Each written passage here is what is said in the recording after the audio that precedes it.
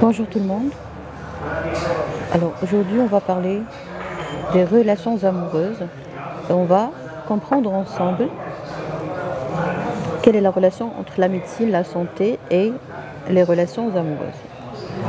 Bonjour tout le monde. Donc premièrement j'aimerais commencer par me présenter. Je suis docteur en médecine générale. D'accord? Je ne parle pas avec les gens sur les réseaux sociaux. Alors pour les faux profils et les fausses pages qui arnaquent les gens, ça ne m'appartient pas. J'ai déjà déposé des plaintes contre tous les faux comptes qui utilisent mon nom pour arnaquer les gens, d'accord? Donc si jamais vous serez un jour arnaqué, n'hésitez pas à déposer des plaintes contre ce faux compte, ok? Bien. Donc n'essayez jamais de chercher mon contact sur les réseaux sociaux. Il y a une seule façon de me contacter, c'est mon cabinet à Bouche-Tour. Sinon, sur ou via www.docexpress.ma. D'accord? Les réseaux sociaux sont des réseaux des criminels. J'ai passé 4 ans d'expérience de live très populaire et j'ai compris finalement que les réseaux sociaux, c'est un nid, c'est un milieu de culture, c'est une boîte de pétri, un milieu de culture pour les psychopathes et pour les criminels. D'accord? Très bien. Alors, le sujet d'aujourd'hui, c'est un sujet qui ne va pas être facilement compris par tout le monde. C'est un sujet qui va être compris uniquement par les gens qui en ont besoin. Okay? C'est-à-dire si tu n'as pas besoin et si tu n'es pas encore arrivé à un stade de maturité, tu seras incapable de comprendre ce que je suis en train de dire maintenant. Donc ne te casse pas la tête. Le sujet d'aujourd'hui, c'est la relation entre les bonnes relations amoureuses et le bon état de santé, si vous voulez. Pourquoi? Parce que quand je traite les gens qui ont un problème de dépendance, par exemple au tabagisme, de la dépendance ou de l'addiction, un problème de dépendance à l'alcool, ok? Quand je traite les gens qui sont en dépression, qu'est-ce que je remarque? Je remarque que ces gens-là, ils ont un petit souci. C'est quoi ce souci? C'est le recours aux relations amoureuses pour pouvoir déguster un sentiment de plaisir, un sentiment de bien-être, un sentiment de joie, un sentiment d'euphorie. Alors là, je vais vous expliquer qu'est-ce qui se passe. Nous, les êtres humains, on peut avoir une sécrétion de neurotransmetteurs de joie comme la sérotonine, de produits, de neurotransmetteurs de plaisir comme la dopamine, d'accord? Et le bon Dieu a bien fait les choses de telle sorte à ce que quand tu manges, quand tu fais l'amour, tu auras une sécrétion d'un neurotransmetteur qui s'appelle la dopamine via un système qui s'appelle le système de récompense. Alors, quand tu fais l'amour, ton corps sécrète, ton système nerveux sécrète cette substance assez merveilleuse qui va te permettre de sentir un plaisir. Ok? Alors, tu fais l'amour, tu te sens bien. Tu fais le sexe, tu te sens bien. Parce qu'il y a une différence entre l'amour et le sexe. Ok? Alors aujourd'hui, je vais parler uniquement avec les gens qui savent la différence entre faire le sexe et faire l'amour. Pour les gens qui ont des conduites animales, c'est-à-dire il fait uniquement le sexe, vous n'êtes pas, je pense que ce live ne sera pas très intéressant pour vous. Alors, quand tu fais l'amour, tu auras l'impression d'être en bonne santé, tu auras l'impression d'être heureux, tu auras l'impression d'être euphorique, tu auras l'impression d'être vraiment zen. Et tu vas pouvoir être plus concentré. D'accord? Donc tout ça c'est bien. C'est-à-dire que ton corps a sécrété des neurotransmetteurs de joie, de plaisir, de concentration, de bien-être, de beaucoup de choses. D'accord? Oui, effectivement. D'accord. Alors, il faut savoir que c'est le Dieu qui a bien fait les choses de telle sorte à ce que, par exemple, si tu sers quelqu'un ou si quelqu'un te sert, pendant 10 secondes. À partir de 10 secondes, tu pourras, ton corps va sécréter une substance magnifique qui s'appelle l'endorphine. Alors, cette substance, elle est magnifique, merveilleuse. Elle a même un effet antalgique. Vous savez, quand on fait du sport, on a cette sécrétion d'endorphine et on a l'impression qu'on n'est plus fatigué. Moi, personnellement, j'ai déjà touché ça. Et j'ai déjà remarqué ça en moi et puis personnellement et puis chez les gens. C'est-à-dire, par exemple, au début, tu as l'impression que tu es trop fatigué, que tu es épuisé, tu veux pas partir à la salle de sport, ok? Tu ne peux pas, ok? Et une fois tu commences à faire des exercices, réveil musculaire, tu commences à faire des exercices d'échauffement et tout, qu'est-ce qui se passe? Tu as l'impression que tu n'es plus fatigué. Ou tu as l'impression que tu es devenu vraiment, tu te sens bien, tu te sens léger, tu te sens dynamique, tu te sens vraiment bourré d'énergie, ok? Alors qu'avant de commencer à faire ces exercices, tu étais vraiment très fatigué. Alors pourquoi? Parce que ton corps, cela est dû à plusieurs phénomènes, d'accord? Aujourd'hui, je vais juste attirer votre attention. Excited, exactly.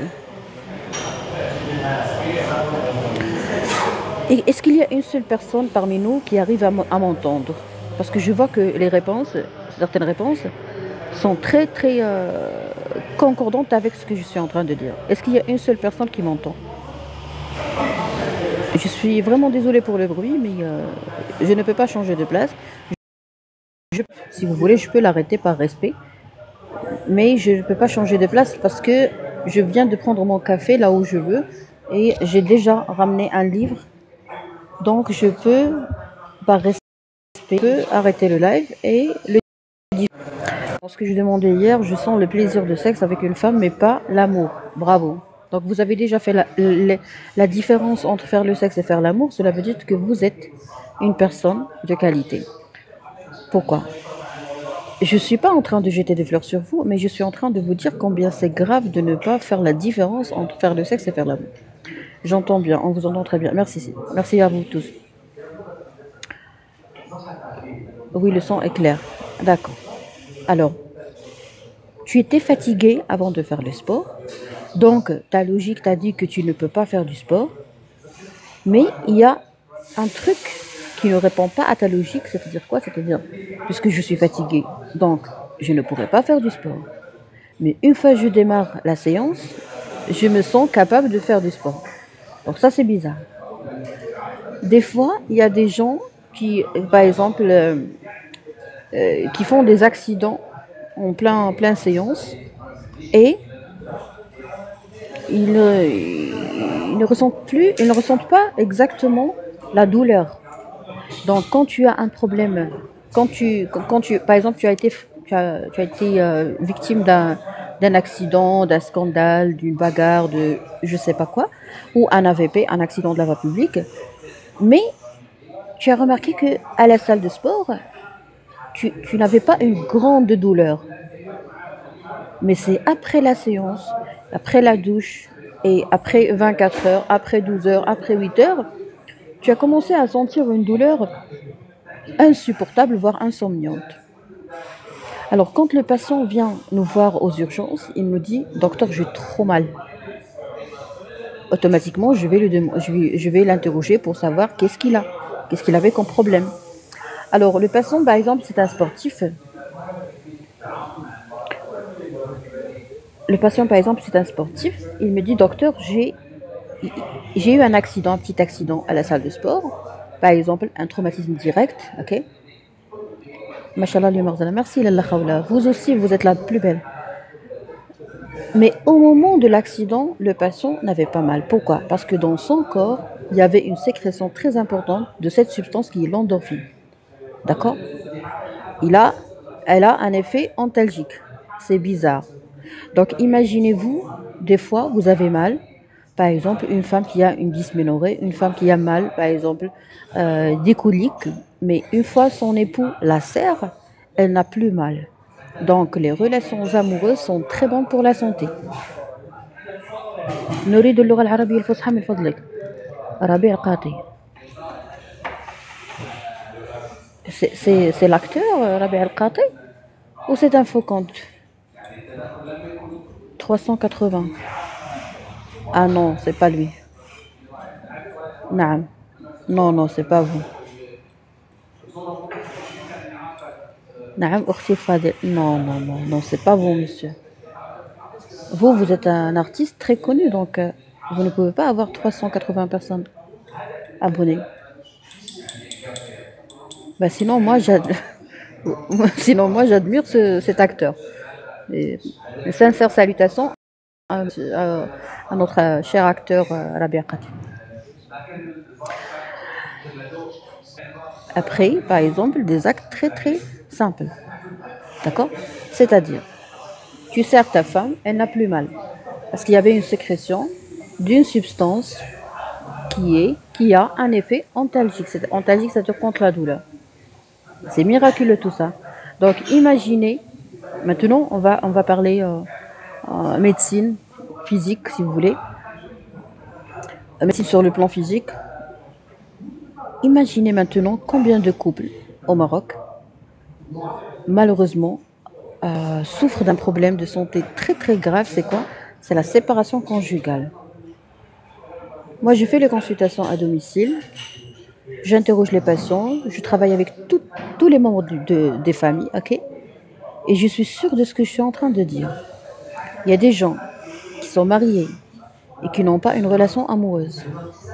C'est-à-dire les gens mariés avec une séparation conjugale, avec دكتورة بصح هذا الحساب ديالو الأصلي. أشكرك على تفاعلك، سررت بتواجدك معك على اللقاء. واش تبغي تشارك معنا سيدي؟ واش الممثل المغربي حيت انا عنده 380 انا 380 واحد ما يمكنش، هو معروف عزيز على المغاربه كاملين، ما يمكنش يكون هو. الا كنتي انت بعدا انا كنحترمك وعزيز عليا التمثيل ديالك والفكاهه ديالك. Oui, les relations amoureuses sont importantes pour le moral et la santé psychique. Même physique, même la santé physique. L'amour sexuel est le sentiment de désir et de satisfaction physique et émotionnelle. L'amour sexuel, j'ai pas bien compris. Écoutez, vous mettez username, je ne vous respecte pas. Moi, je ne respecte jamais les faux comptes. Et je réponds pas aux faux comptes. Maintenant, je vous dis ça poliment, gentiment. Je ne vous respecte pas. Donc tout ce que vous avez dans le crâne, tout ce que vous avez laissé, tout ce que vous avez écrit, rédigé comme commentaire, tout ce que vous avez partagé ne va pas être lu de ma part, par respect à ma personne, parce que moi je ne parle pas dans la vie réelle, je ne parle pas avec n'importe qui. Donc je ne réponds pas aux faux comptes, parce que vous êtes des n'importe qui sur les réseaux sociaux. Peut-être que dans votre vie, vous êtes quelqu'un de, je sais pas moi, vous avez un grand poste, vous êtes un grand homme d'affaires, vous êtes, je sais pas moi, un professeur universitaire. Mais dans mon live, vous êtes un n'importe qui parce que vous mettez pas votre nom et prénom. Un grand salut, docteur. Un grand salut, Lella Mouna.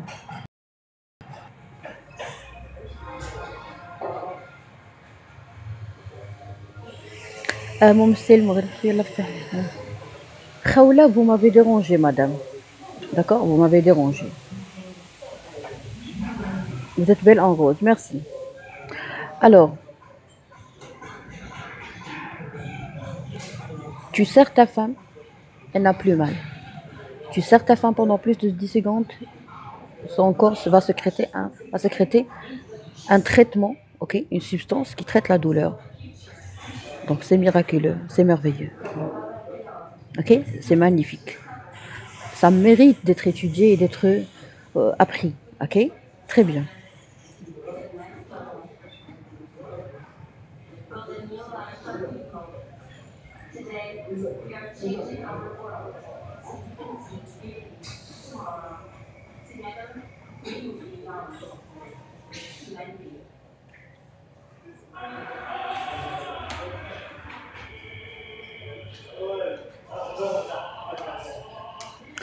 Donc,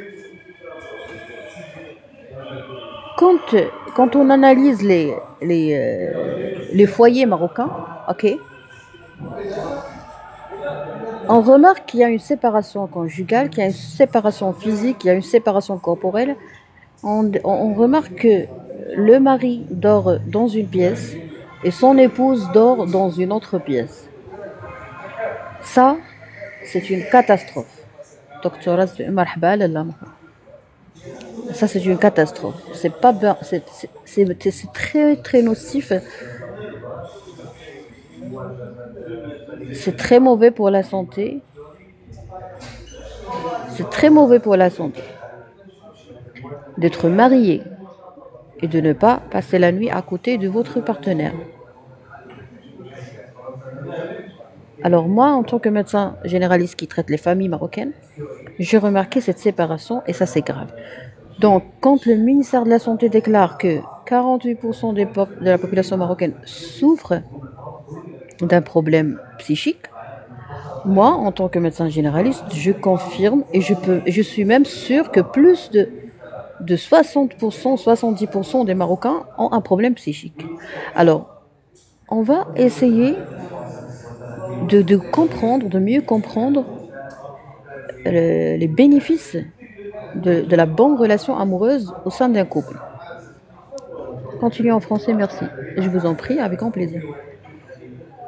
C'est les femmes qui sont responsables. Takishan. Takishan, je ne vous respecte pas parce que vous ne mettez pas votre nom et prénom. Ça, c'est ma loi. J'ai mis cette loi personnelle après 4 ans d'expérience de live. Donc, c'est basé sur une étude sur le terrain. Vous ne mettez pas votre nom, je ne vous respecte pas. Tous les faux comptes ne méritent pas qu'on lise leurs commentaires. C'est ma loi. Ok?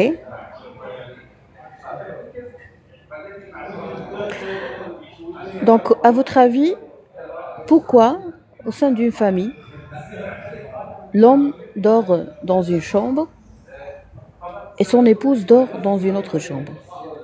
Pourquoi? Pourquoi, à votre avis? Qu'est-ce qui ne va pas?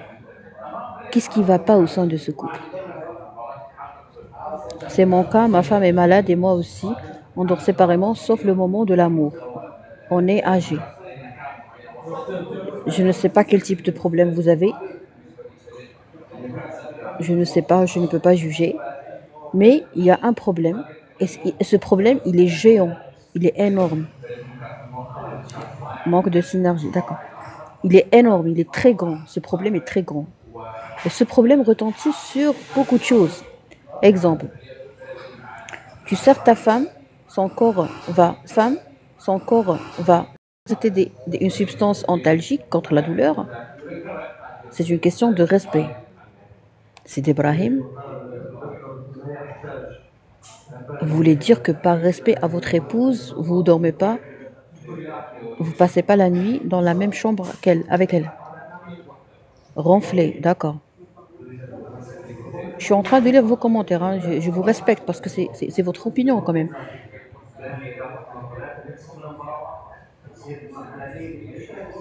La déception émotionnelle, manque de communication. Ah, bravo, monsieur Aziz. Vous avez dit quelque chose qui est magnifique. Vous avez tout dit. Manque de communication. Alors, on va éliminer tous les autres commentaires avec tous mes respects à toutes les personnes qui vont commenter et on va garder ce commentaire parce qu'il est super. Manque de communication. Alors, tu serres ta femme, vous serrez votre femme, vous câlinez votre femme, son corps va se détendre et elle n'aura plus mal. Ça, c'est vrai, ça marche surtout avec les femmes. D'accord? Donc, si cette femme a une douleur et que vous, par exemple, passez la nuit dans une autre chambre, la douleur va motiver une consultation ou va motiver de l'automédication. L'automédication, c'est un grand problème qui est toujours là. Alors, imaginons ensemble combien c'est beau de traiter votre partenaire sans médicaments. C'est-à-dire quoi? C'est-à-dire donner de l'amour et l'amour va tout gérer. Ça de 1. Il veut toujours être tranquille. Il veut être tranquille. Il n'arrive pas à être tranquille avec la femme qu'il a choisie. Vous voyez maintenant pourquoi j'avais l'habitude de traiter des sujets en rapport avec le mariage et tout. J'étais pas en train de faire de la médecine psychiatrique parce que j'ai pas été psychiatre et je n'aime pas la psychiatrie. J'étais en train de vous montrer quelque chose et j'ai échoué et j'ai admis que j'ai échoué, ok? Et maintenant, j'ai pris le bon chemin. Le bon chemin, c'est quoi? C'est de rester toujours dans le physique pour que les gens puissent comprendre ce que je suis en train de dire. 100% des problèmes, c'est autour de l'argent. D'accord, donc dans votre famille, 100% des problèmes, c'est autour de l'argent. Très bien. Problème de connexion. Est-ce qu'il y a un problème de connexion, mes chers abonnés? Non, je veux que la réussite d'une relation soit basée sur le respect. Je n'ai pas compris. Je n'ai pas compris. Oh, je n'ai pas compris ce qu'on dit. Moi, j'ai posé une question, je pense que j'ai été claire. Si je ne l'ai pas été, je vais reposer cette question. Comment trouvez-vous et comment peut-on expliquer et combien c'est bizarre? Est-ce que vous trouvez ça bizarre qu'un homme passe la nuit dans une chambre et que sa femme passe la nuit dans une autre chambre et pendant des années, des dizaines d'années? Décision, c'est-à-dire d'une façon irréversible, ok? Vous avez dit le respect. Moi, je ne comprends pas ça veut dire quoi le respect parce que à chacun sa définition pour ce qui est du respect, d'accord?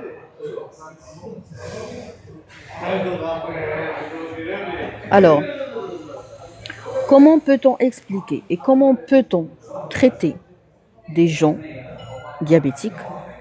Par exemple, un homme diabétique, d'accord? C'est pas un mariage. Oui, madame. Bravo, vous avez bien décrit les choses. Ce n'est pas un mariage.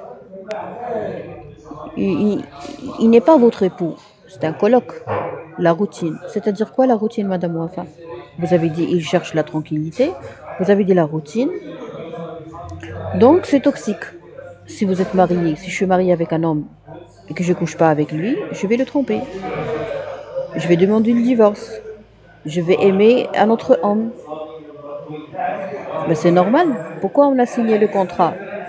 Pour avoir une relation de couple. Alors, quand vous signez le contrat, ou quand vous faites une demande de mariage, il faut savoir qu'est-ce que vous voulez de ce mariage. Alors moi,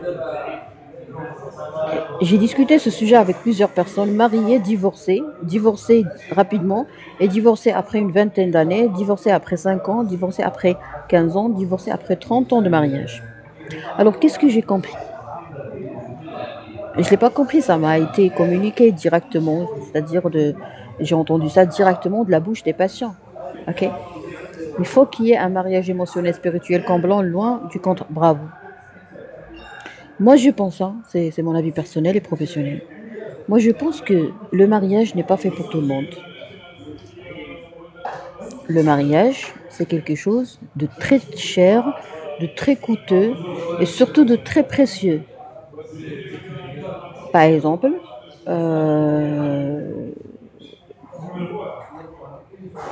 la dernière Mercedes, par exemple, c'est pas donné à tout le monde. Ok? Il faut payer, c'est trop cher. Par contre, la dernière Dacia, c'est accessible. Donc tu peux t'offrir une dernière Dacia, d'accord? Je trouve le mariage un projet, les deux partenaires doivent sacrifier. Bien loin des sacrifices. Sacrifier, c'est un mot qui fait souffrir les gens. Il faut jamais se dire sacrifice. Alors, permettez-moi juste de terminer mon idée. Alors, si tu veux acheter une voiture,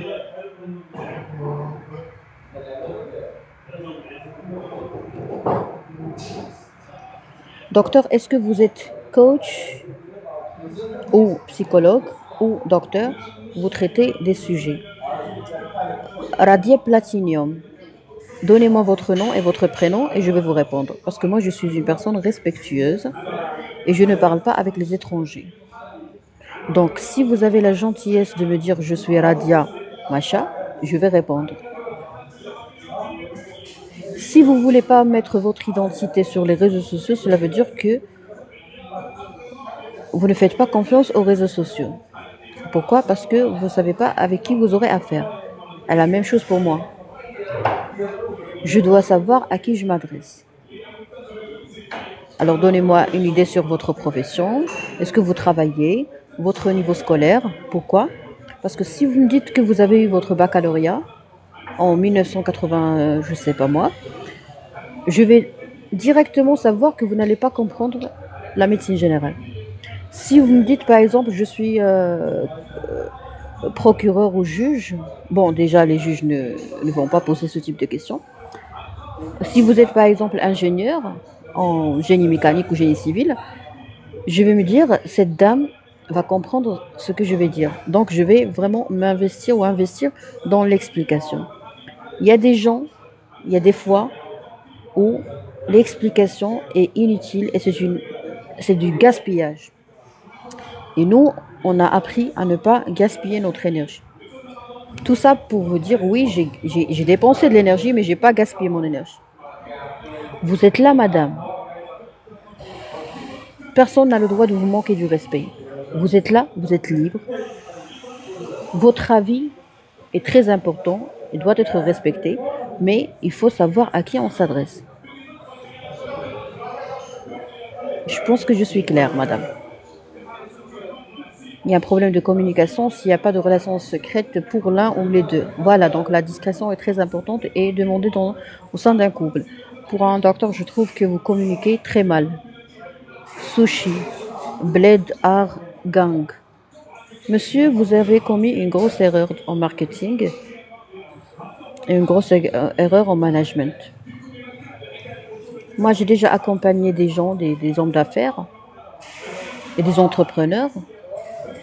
J'ai fait des lectures, j'ai fait des recherches, j'ai appris quelques petits détails par rapport au management. Alors vous avez commis une grosse bêtise. Pourquoi? Parce que vous avez créé un compte professionnel et vous l'avez utilisé pour assister à un live. Donc vous êtes en train de vous aventurer avec votre gagne-pain. C'est grave ou c'est pas grave? Bien sûr que c'est grave. Vous faites les sushis, ok, il est où le problème? Tout va bien, alhamdoulilah, magnifique, merveilleux.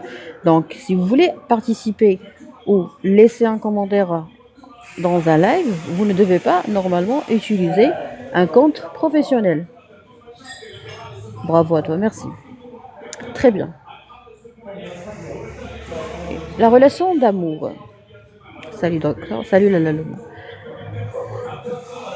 Je vais essayer de parler des couples qui passent la nuit, chacun dans sa chambre, et ça depuis une dizaine d'années. Alors quand la femme vient faire la consultation, par exemple elle est diabétique, quand la femme vient faire une consultation, ou quand c'est le monsieur qui est diabétique ou hypertendu, quand il vient faire la consultation, première remarque très très très pertinente. D'accord?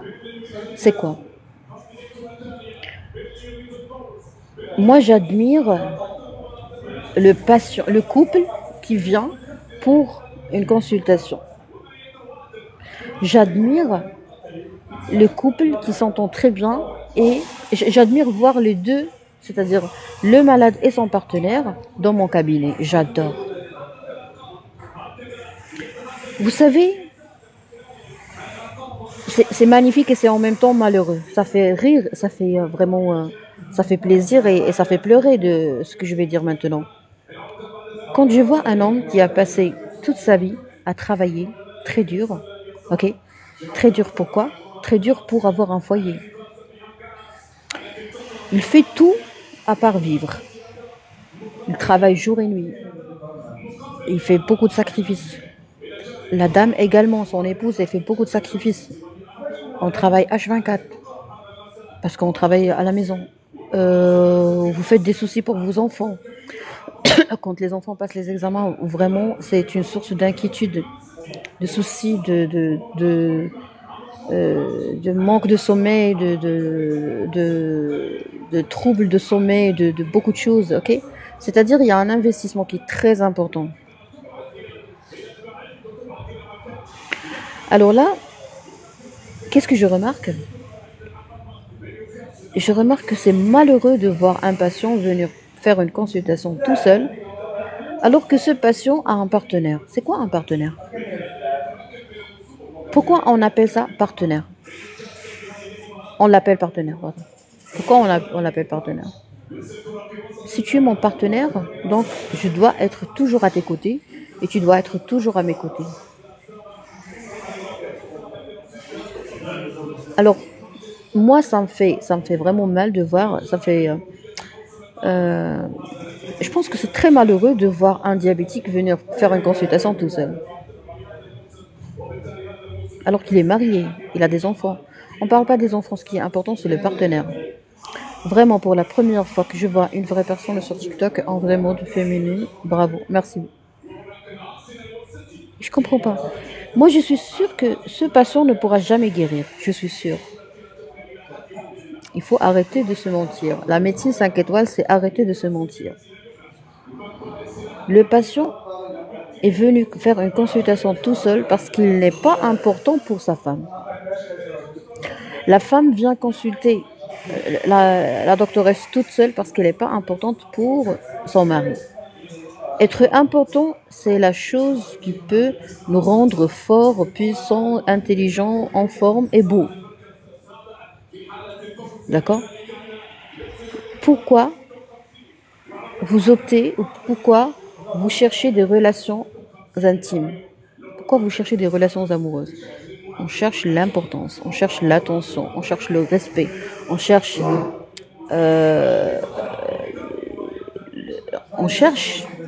à être spécial dans la vie de quelqu'un. Alors, si tu ne te sens pas spécial dans la vie de quelqu'un, tu vas souffrir. Et ça, c'est vrai.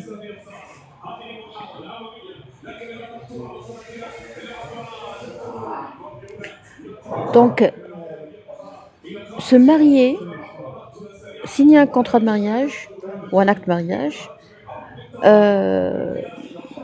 dépenser beaucoup d'argent, avoir des enfants,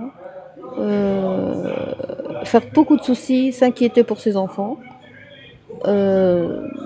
dépenser beaucoup d'énergie, beaucoup d'argent, plein de choses, ok? On recherche pas l'amour, nous cherchons l'autre moitié. Ça, c'est une idée que je respecte, hein, mais je suis pas trop d'accord avec moitié. On cherche le partage. Le partage, c'est un truc que j'aime beaucoup.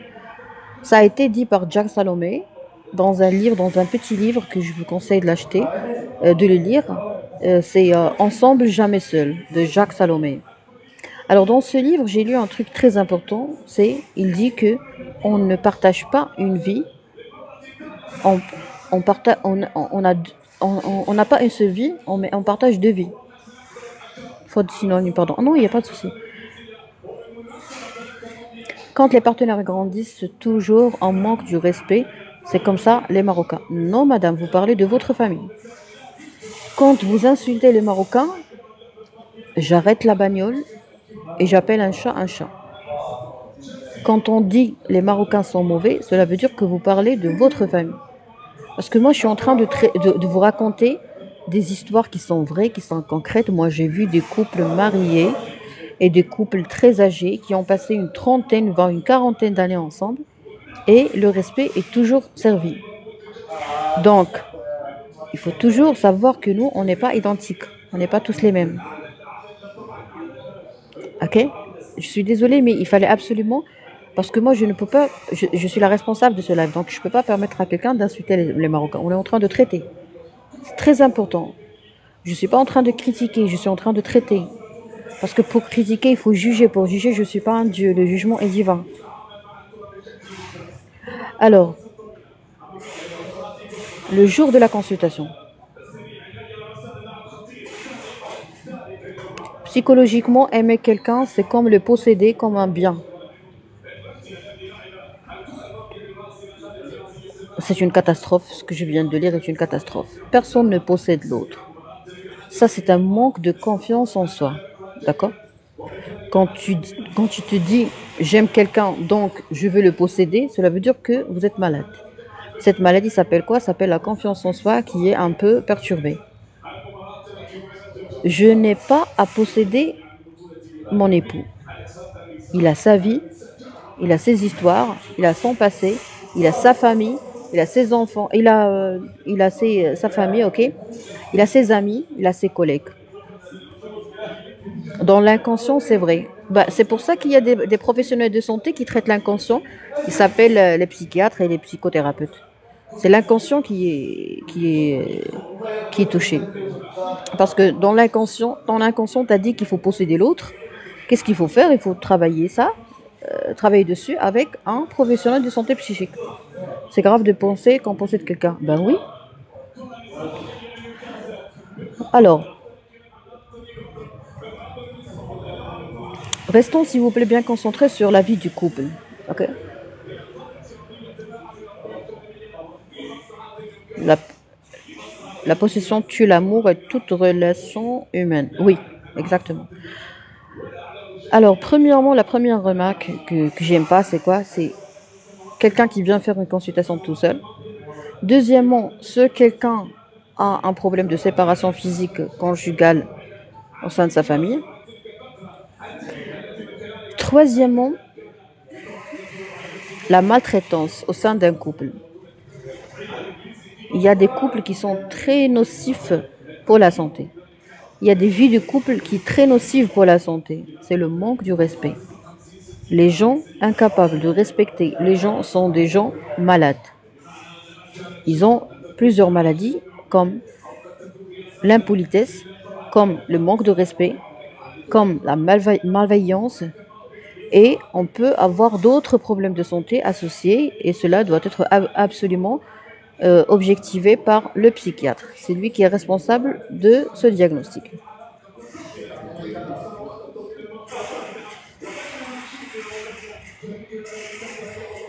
C'est pourquoi on dit ma femme, mon mari, c'est l'ego qui parle. Écoutez, arrêtez de nous donner des cours. Arrêtez de nous donner des leçons de morale. Toute personne qui parle trop est une personne malade, ou une personne hypocrite, ou une personne qui se ment, ou une personne qui a un problème de confiance en soi. Au total, tu parles trop, tu es toxique. Vous, monsieur, vous n'avez pas arrêté de parler. Vous avez laissé 36 000 commentaires. Et je me suis rappelé d'un seul commentaire qui prouve que vous êtes nocif pour la santé.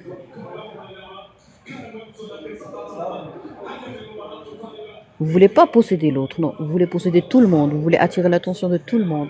Vous voulez que tout le monde parle de vous. Vous voulez parler. Vous voulez qu'il n'y ait que vous qui parle dans ce live. Vous avez dit un truc très important et très dangereux.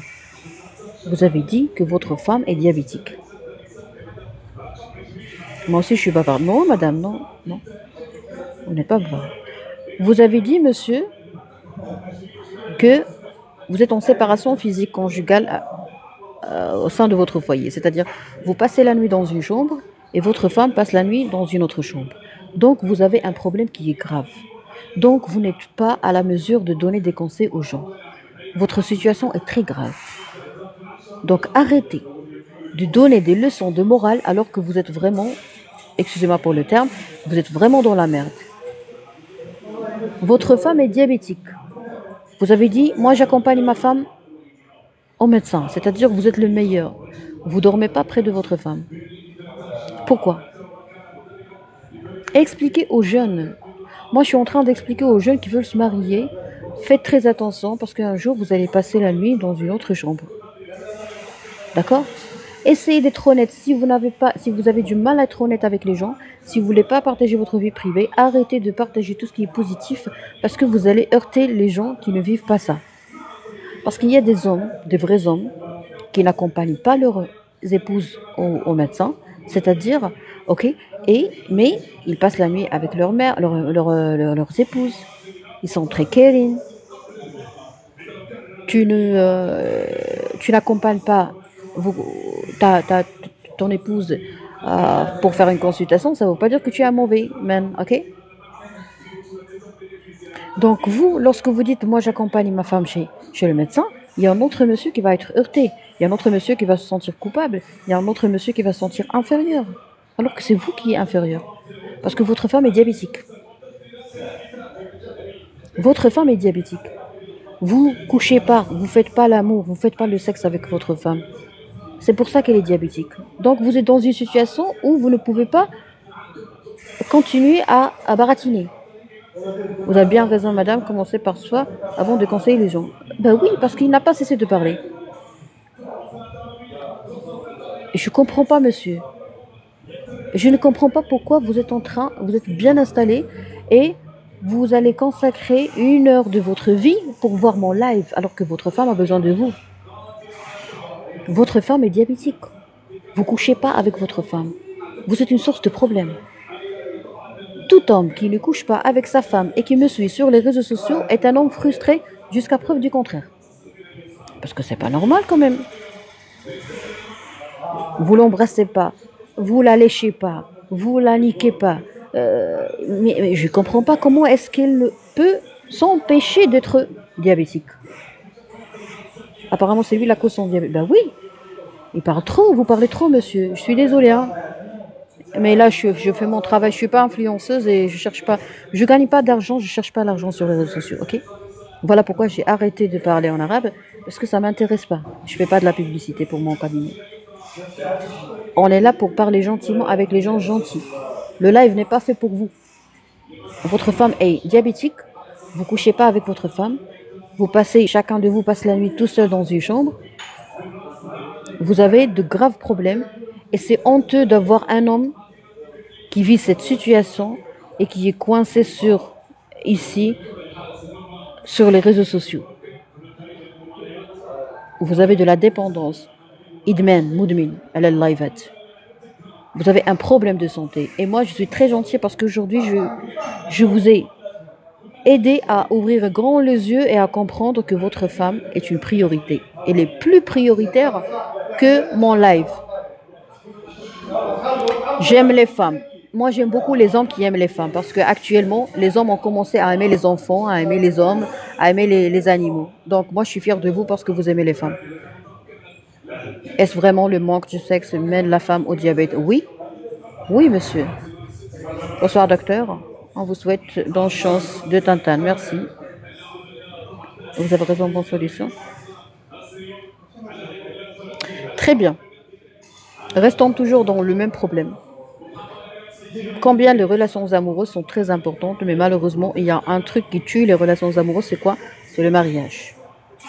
Une fois que vous signez l'acte de mariage, c'est bye bye l'amour.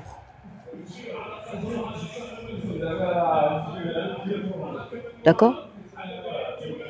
Est-ce que vous voulez une relation amoureuse après le mariage? Ok, bien dit, merci. Est-ce que vous voulez une relation amoureuse? Permettez-moi de vous montrer les vrais couples qui ont passé 40 ans, 30 ans de mariage et qui arrivent toujours à se respecter. Je pense qu'on est très jeune pour parler de l'amour. Je pense qu'on est tous, y compris moi, je pense qu'on est tous qu'il nous manque de l'expérience pour parler du respect et pour parler de la bonne entente au sein d'un couple après 30 ans, 40 ans de mariage. Moi, j'ai pas 30 ans, 40 ans de mariage. Donc, même si je suis docteur, je dois apprendre des patients et des partenaires des patients pour comprendre la vie. Ça s'appelle la modestie. Ça s'appelle la sagesse. D'accord? Alors, la relation amoureuse avant le mariage, pourquoi? Comment peux-tu être sûr que tu es amoureux, que vous êtes amoureux d'une personne? Oui, dites-nous les clés. Alors, première clé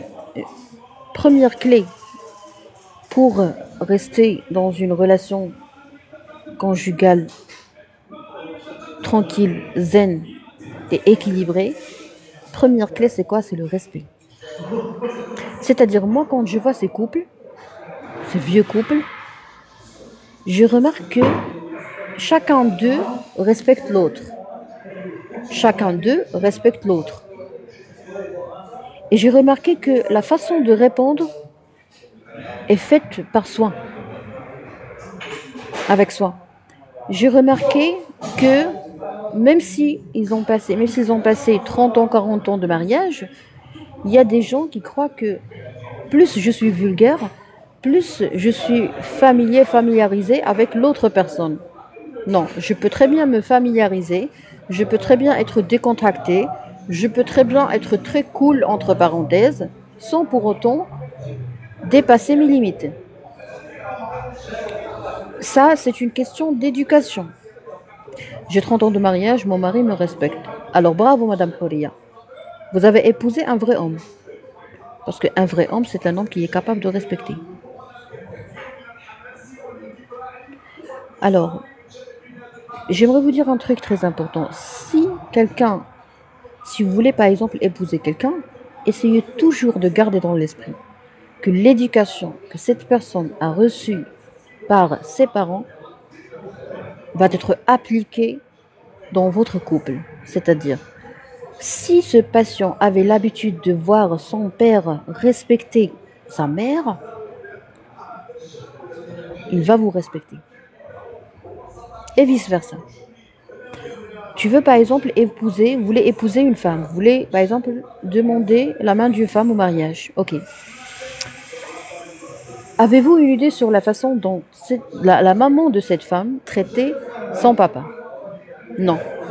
Donc arrêtons de s'aventurer et arrêtons de commettre les grosses bêtises.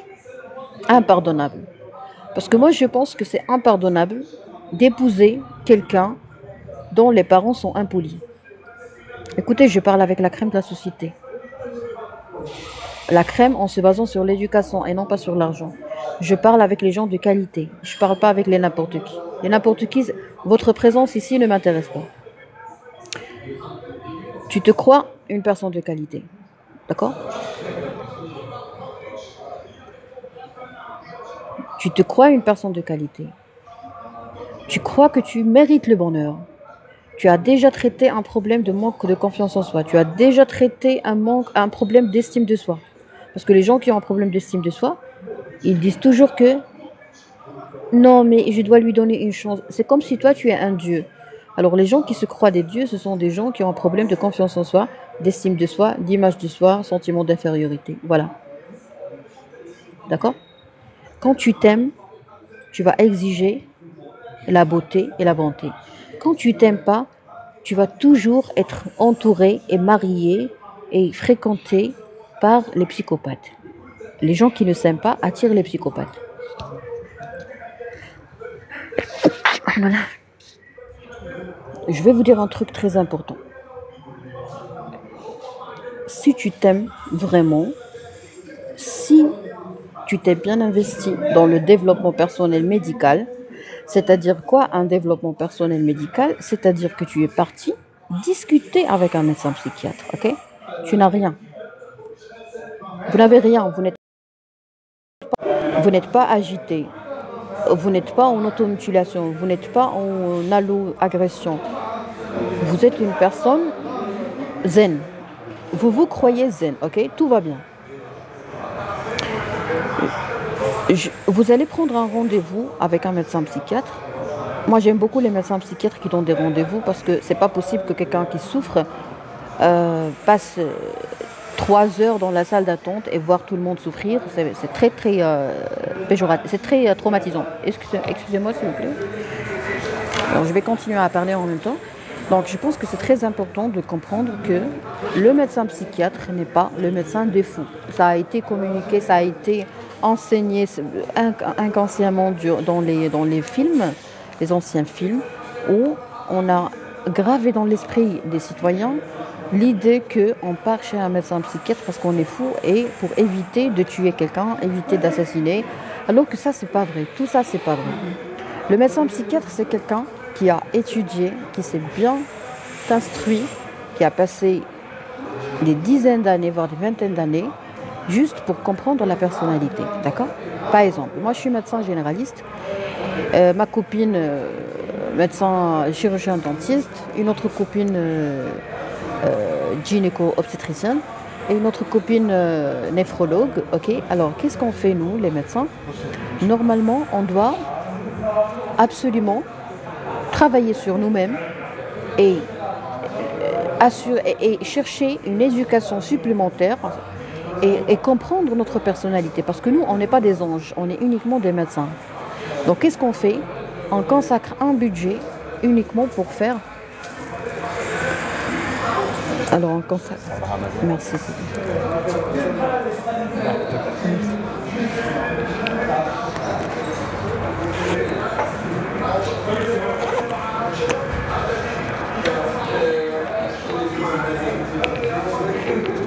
Pardon. Je vais dire un truc très important par rapport au médecin psychiatre. Nous, les médecins, qu'est-ce qu'on fait? On consacre un budget dans le développement personnel médical. C'est-à-dire quoi? C'est-à-dire que je vais partir chez le grand professionnel de la personnalité. Et je vais me confier à lui, je vais lui dire, je veux savoir, est-ce que j'ai un problème de personnalité? Je veux savoir, par exemple, pourquoi j'attire les psychopathes. Je veux savoir quand est-ce que je dois être gentil et quand est-ce que je dois être ferme et quand est-ce que je dois vraiment crier. D'accord? Je lui dis, par exemple, s'il vous plaît, j'ai un comportement et je veux savoir pourquoi. Je veux une explication et une analyse de mon comportement ou de mes réactions. Donc, je vais faire plusieurs séances juste pour comprendre chaque réaction. Ok? Quand je dis une réaction, ça ne veut pas dire tabasser. Ça peut être ça peut être exprimé, la réaction peut être exprimée comme ça peut ne pas être exprimé. Vous voyez? Exemple. Quand quelqu'un te dit quelque chose, et que, par exemple, tu le gifles. Ça, c'est une réaction. Des fois, tu ne le gifles pas, mais tu réponds verbalement. Tu réagis verbalement. Quand tu réagis verbalement, des fois, tu es vraiment très barbare. Des fois, tu es quand même gentil, mais tu réponds. Par exemple, tu lui dis « Pourquoi ?» Tu veux savoir.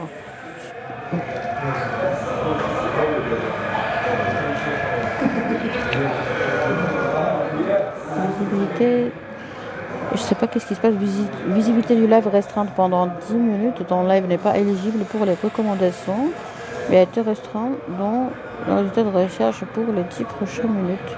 Car il est possible que son contenu soit d'une mauvaise qualité visuelle ou représente des images statiques. Cette décision est conforme au nom. Ah, d'accord.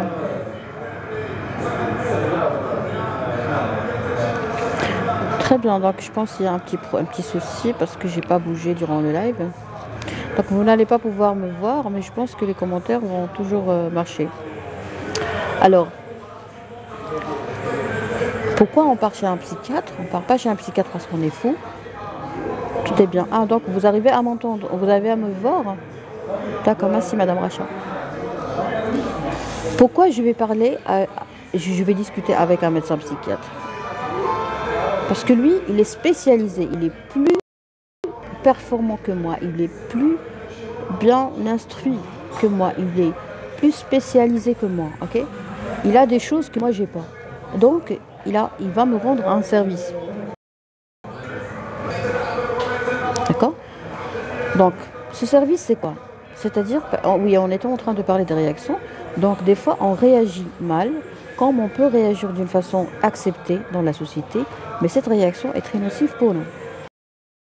Donc, tu réagis, mais il y a quelque chose qu'on ne voit pas. C'est ce qui brûle dans le cœur, c'est ce qui brûle dans l'esprit.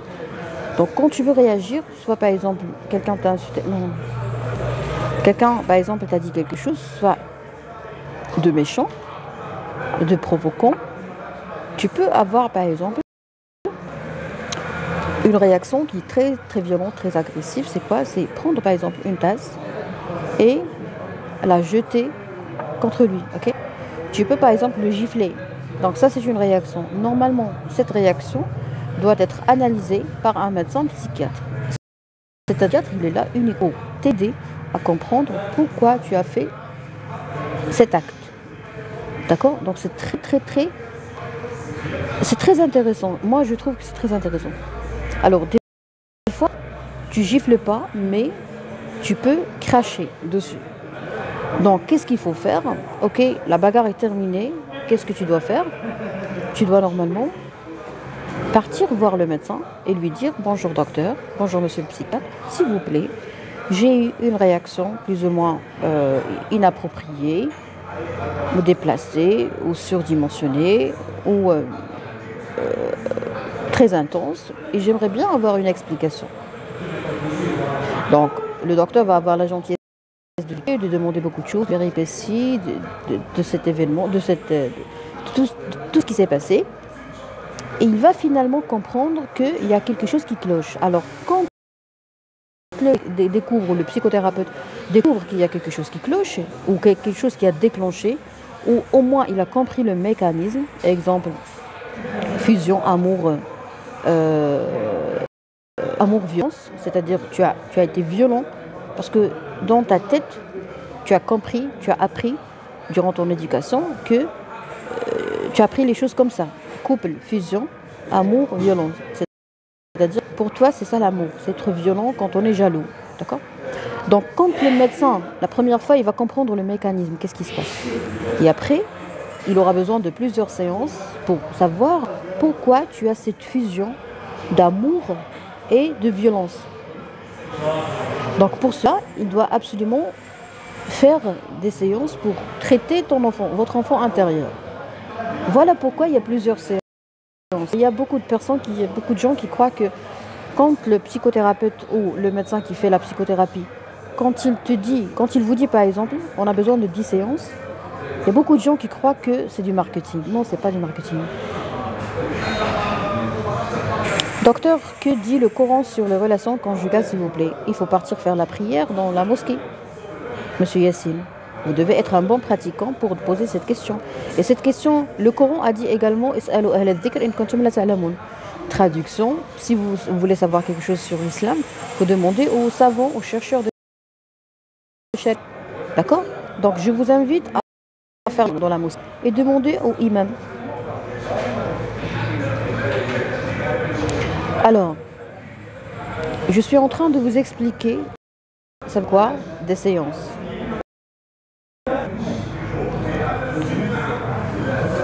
J'aimerais expliquer aux gens que c'est grave. Je parle maintenant, je m'adresse aux gens de qualité. Quand le médecin te dit tu as besoin de 10 séances, de 14 séances, toi, automatiquement, tu penses à l'argent. C'est bien sûr. Mais il faut savoir quelque chose de très important.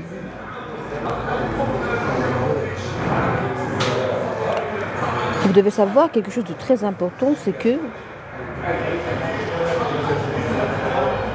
pour être quelqu'un de qualité, vous devez commencer à partir de ce moment-là, vous êtes obligé d'avoir la mentalité de quelqu'un de qualité. D'accord? Être quelqu'un de qualité, ce n'est pas une fin, ce n'est pas un but, c'est un mode de vie. C'est-à-dire quelqu'un de qualité qui apprécie les services.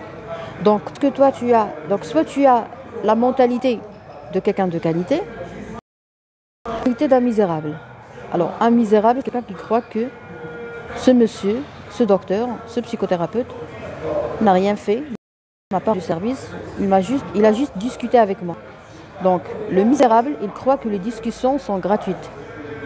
Alors qu'une personne de qualité, il va se dire, pour que ce monsieur puisse créer un cabinet et discuter ces simples discussions avec les gens, il a passé 14 ans, d'accord, en plus de son baccalauréat, il a passé 14 ans d'études pour pouvoir discuter. Merci docteur pour les explications que vous m'avez données.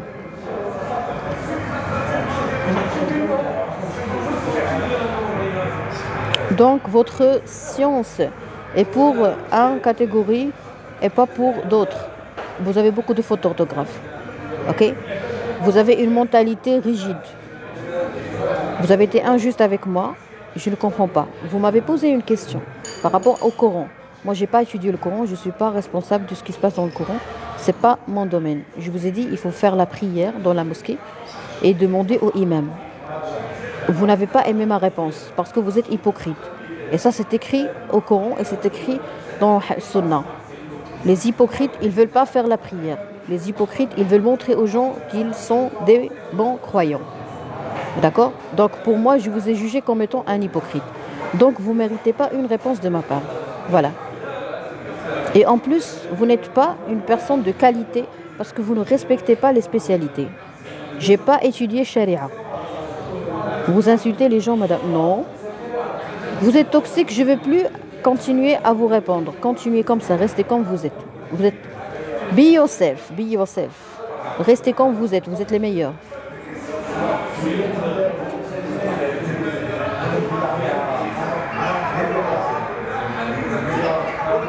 Très bien. Donc, on était en train de parler de la culture des misérables et de la culture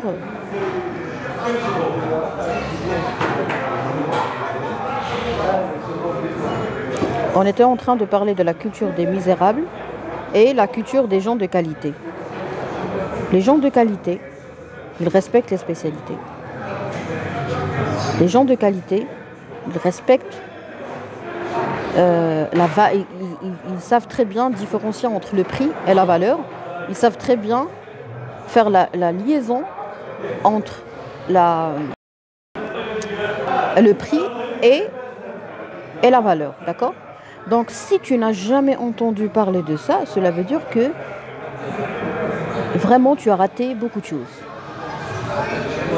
Je m'explique. Tu ignorais qu'il y a quelque chose qui s'appelle la psychothérapie. Tu ignorais ça, ok. Qu'est-ce qu'il faut faire quand on est ignorant? Il faut demander. Pour demander, il faut être poli. Pour demander, il faut être modeste. Pour demander, il faut absolument chercher les endroits où vous allez trouver quelqu'un qui est apte et qui est capable de répondre à votre demande. Pour demander, il faut choisir la personne qui a les moyens, la culture, le savoir pour pouvoir répondre à votre question. Vous avez raison, merci. Donc, quand vous posez, par exemple, ce monsieur qui s'appelle Yassine, il a commis une grosse erreur qui montre sa mentalité, c'est que il a posé une question en rapport avec l'islam à une doctoresse qui a étudié la médecine générale. Donc ce monsieur n'a pas une mentalité de qualité, parce que quelqu'un qui est vraiment quelqu'un de qualité, il ne va jamais demander à une doctoresse quelque chose en rapport avec sa religion. Vous êtes limitée, madame. Mais bien sûr que je suis limitée. Je n'ai pas étudié ça, ce n'est pas mon domaine. Avec tout mon respect. Non, vous êtes respectueux, je suis respectueux. Je vous respecte, vous êtes quelqu'un de respectueux. Mais moi, j'ai dit la façon de voir les choses. Il y a des gens qui n'ont pas une façon de qualité pour voir les choses. Exemple, quand vous me posez une question par rapport à un autre domaine, cela veut dire que vous avez tort, ok? Un docteur doit étudier tous les aspects. Ok, je respecte votre avis. Face à un ignorant, il faut toujours lui donner raison. Toujours, hein? Oui, monsieur, vous avez raison. Un docteur doit tout étudier. Le Coran, Talmud, judaïsme, christianisme, tout. On doit tout étudier, monsieur. Vous avez parfaitement raison. Je vais communiquer ça au ministère de la Santé. Et comme ça, les médecins au Maroc, ils vont étudier toutes les religions. Vous êtes satisfait? Maintenant, vous êtes satisfait?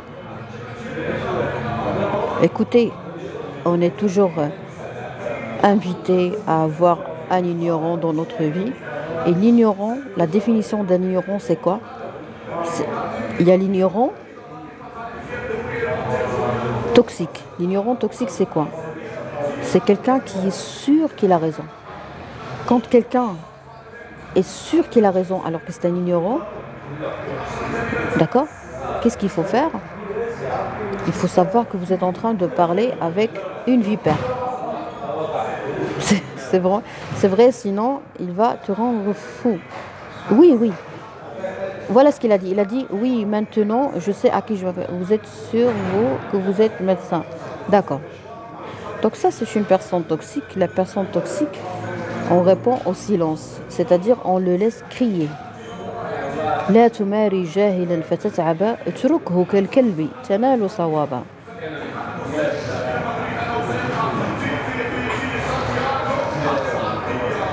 Chauffe une manquante, peut-être c'est la sémiologie. J'ai pas compris, chauffe une manquante, j'ai pas compris. Écoutez, suivre, et j'ai fait un effort, j'ai fait des sacrifices pour pouvoir sélective. Et puis, je vous invite à vous abonner tous les autres comptes des autres médecins qui font la sensibilisation en arabe. Je pense qu'ils ont plein de beaux sujets très utiles pour vous. Mais moi, ça y est, c'est comme si j'ai fait une spécialité électronique, c'est-à-dire faire des lives en français et en anglais, pour